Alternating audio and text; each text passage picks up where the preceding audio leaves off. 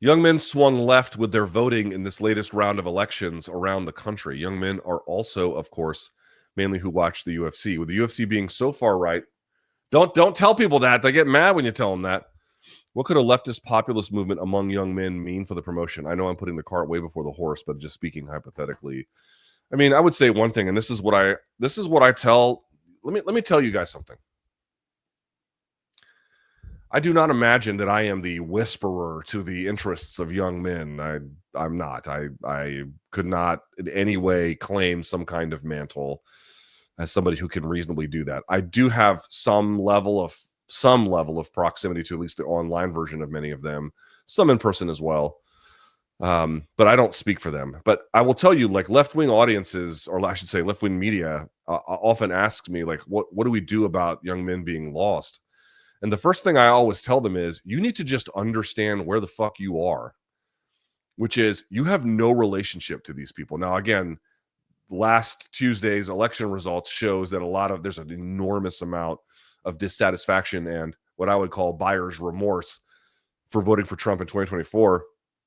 But that doesn't fix your problem long term. Like, what is your relationship? To what extent are these people in your orbit? To what extent do the policies that you put in place target their interests in a meaningful and important way? To what extent are you doing outreach, door to door, out knocking, organizing, any kind of political activity where they're either at the center of it or at a bare minimum a key component of it? To what extent are you in places and in spaces that young men have already congregated, like, for example, MMA? And the answer is, with some exception, and this is changing, they have no fucking relationship to them. They have none. Like, this is where I've been telling them this whole year. Like, if you want these people to be back in your political coalition, you need to just start with a very basic fact. You don't have a relationship to them. Start there. Now, to that end,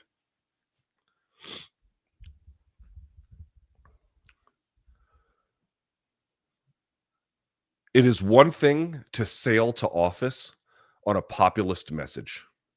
It is one thing to saunter into the governor's mansion or a Senate seat or a congressional office based off of campaign promises around affordability, based on campaign rhetoric around those attending issues. It is a very, very different matter to govern in a way that sees these problems and that solves them, that actually makes a concrete step towards getting the job done. And this now becomes the task that they have to fix. For me, I feel like two things really have to happen here. And it's, if you think, I don't know how Zohran Mamdani is going to govern. I don't.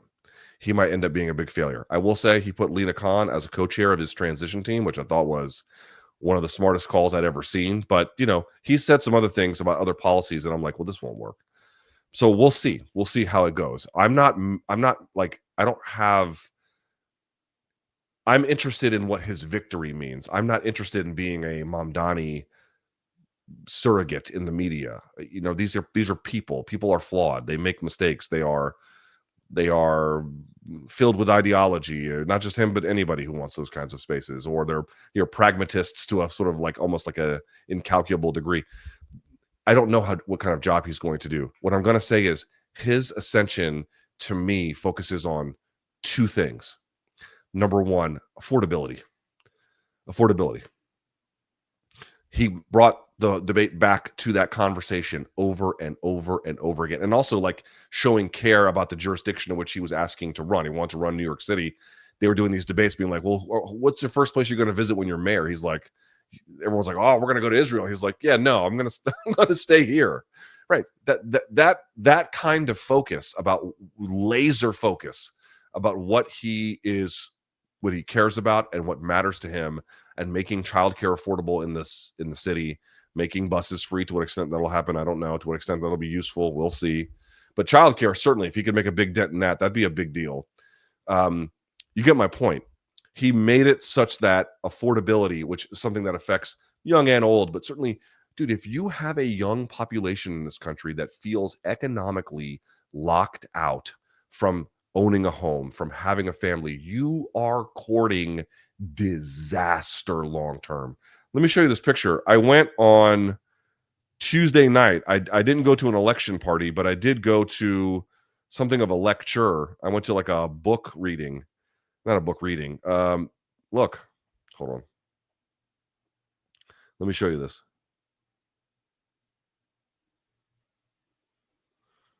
I was there. This is the picture I took. That's Tim Wu on the side of my fingers there.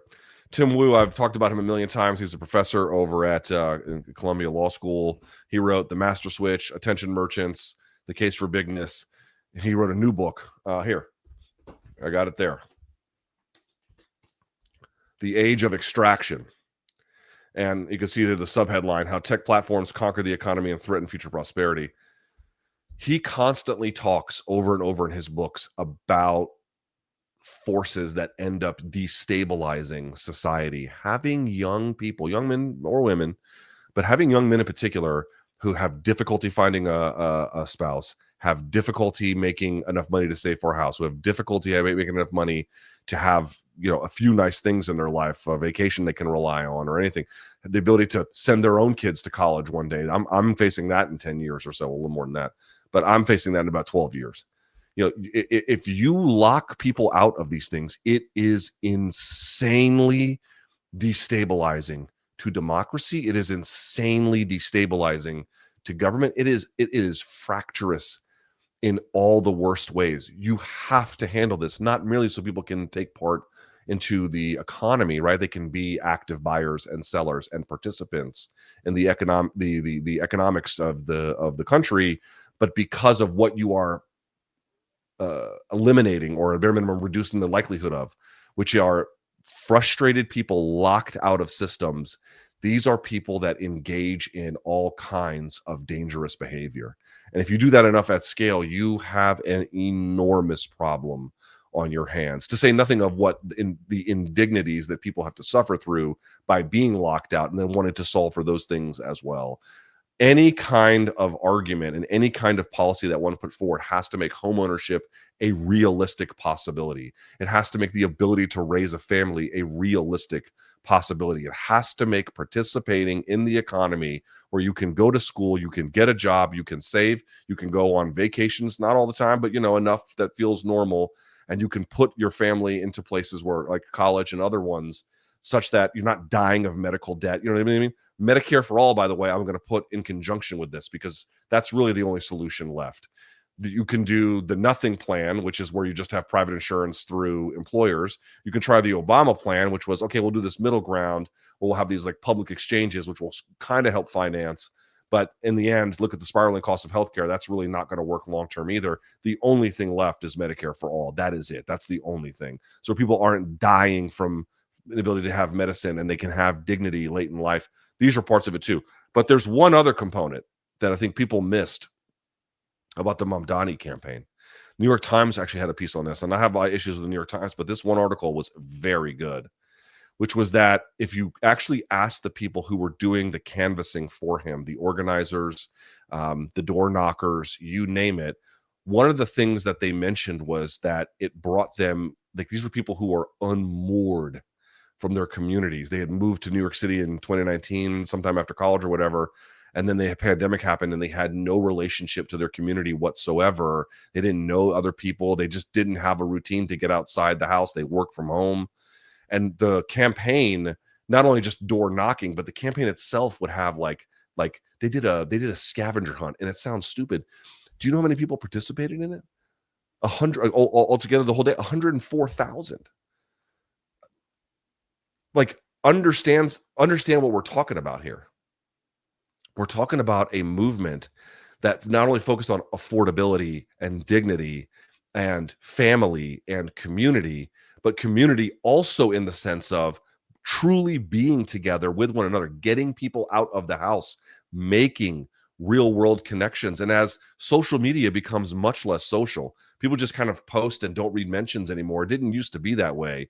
And if everything is going to be AI slop and then influencers posting their stuff and then news outlets, why does the average person have a need to even engage on those terms? You're even now taking away some of the other sort of platforms by which people used to communicate in an already, fractured and minimized, non-communal, in the real world sense, kind of opportunity. He brought them out of their homes. He got them to work together. People are friends now as a consequence. People are dating each other now as a consequence. They feel their spirits lifted by re-engaging communally. And I don't know exactly how individual, or actually at a national level, the party can ever accomplish something like that. But certainly at local levels and potentially even state levels as well, focusing on things that enhance community, that give young people a reason to be together in the real world for a political project or something else. These are the ways in which you can win them back, giving them the real tangible keys to the kingdom, a life of community, a life of family, a life of being able to save a little bit, a life of dignity, a life of not having to spend your last days, you know, in terrible agony and under a hastened exit from this world because you couldn't afford medical care. All these are the things. These are basic things, but they are extremely critical things. You cannot lock out young people from that and then expect to hold power or to maintain your democratic experiment.